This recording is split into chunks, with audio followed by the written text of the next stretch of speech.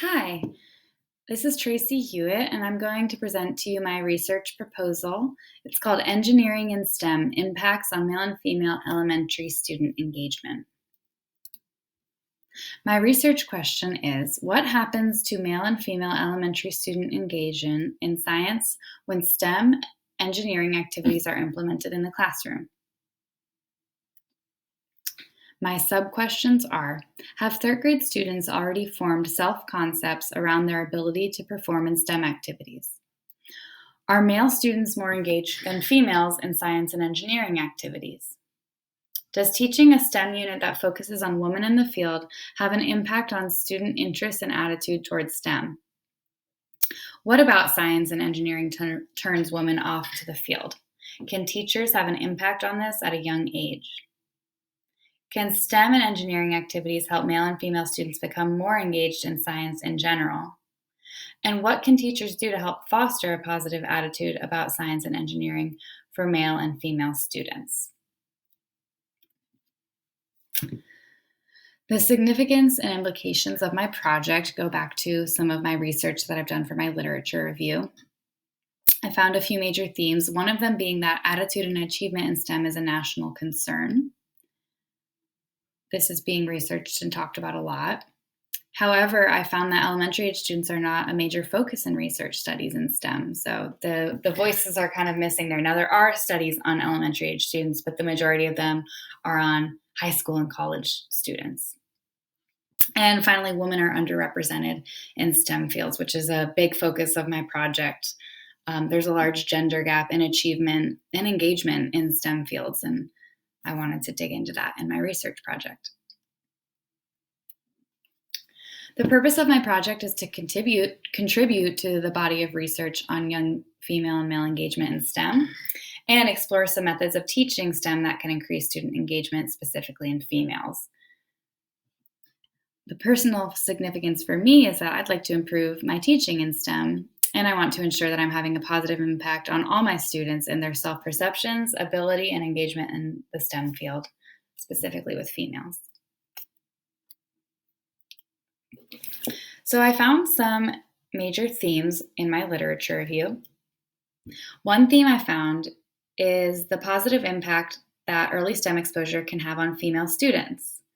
Research has shown that females benefit from explicit teaching of STEM concepts and support and identity development around STEM. Children develop their identities at a young age, including perceptions of self in terms of gender. So here are some examples of studies that found that focusing on positivity around females in STEM can have a long-lasting impact on female students' identity of self in the STEM field. So this first study found that female student attitudes towards STEM were impacted by direct instruction in STEM. Another study found that female students benefited from personalization of projects and direct feedback, and this increased their engagement in STEM. And finally, female perception of self is an important aspect in STEM identity development. Females benefited from receiving support in identity development around STEM. So here we can see that females benefit from direct instruction in STEM, which is why I want to explore this more in my project. Another theme I found in my research is that young students have the potential to be impacted by early interventions in STEM. One study found that early interventions in STEM lead to students being more open to pursue STEM careers in the future. Another study on preschool age students showed that students working in groups on STEM projects persisted longer, performed better, and had a higher interest in STEM, even at such a young age. And finally, referring back to a previous study that I mentioned, we can see that students develop a sense of self and stereotypes at as young as 2 to 3 years old, making it important to start STEM interventions as early as possible. So these studies show us that early interventions have a strong impact on students, and my hope is to add to this body of research and show that early interventions in STEM are an important aspect of teaching elementary-aged students. So let's talk about the participants and environment for my study. So this study will take place in my third grade classroom. I work at a charter school in Asheville, North Carolina.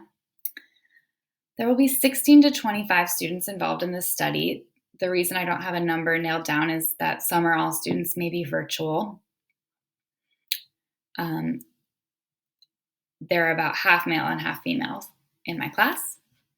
These students are predominantly white middle-class students, and they've had minimal exposure to STEM and STEM concepts this year due to the virtual and social distancing environment due to COVID-19. We have been mostly virtual this year. We just started again in person, and I don't know what it will be like when I actually conduct my research study. So in order to collect my data, I'm going to be implementing a STEM unit. Force and motion are part of our third grade standards. So I'm going to be teaching a new unit like I normally would, but I'm going to be adding engineering concepts to it. So I created a unit for a previous class at Western Carolina University, and I'm going to be using that unit. Highlights from the unit is that it includes 5 lessons, and it follows the engineering design process, which you can see over here. Students first ask, then they imagine, plan, create, and improve, and it goes in a process, so they continue to do these things. And they will be doing a hands-on activity, which will be creating a roller coaster. And the student goals for the units are that the students will be able to define force and motion and inertia and explain how it impacts the movement of objects. And the students will be able to design and build a product, which will be the roller coaster, that demonstrates the existence of force and how it affects motion.